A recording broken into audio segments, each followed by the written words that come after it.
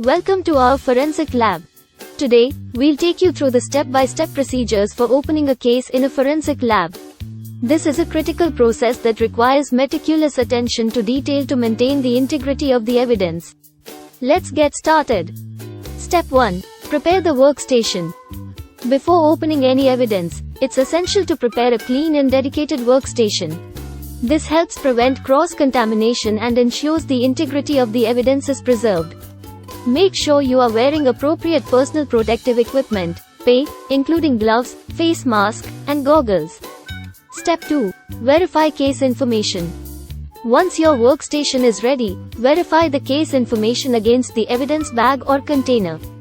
Check for the case number, exhibit number, and any other relevant details to ensure you have the correct evidence. Step 3. Inspect the evidence container.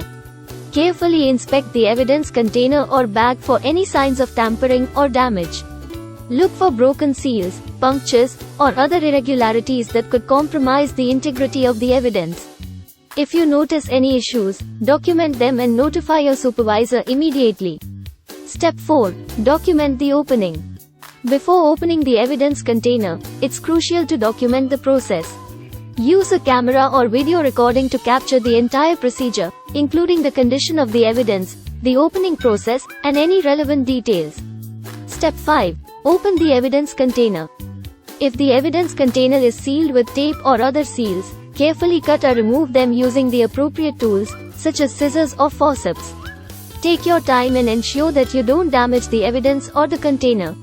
Step 6. Inspect the evidence. Once the evidence container is open, carefully inspect the evidence for any signs of damage or contamination. Use gloves and other tools, such as forceps or a ruler, to handle the evidence and avoid direct contact. Step 7. Document the evidence. As you inspect the evidence, document its condition, location, and any other relevant details.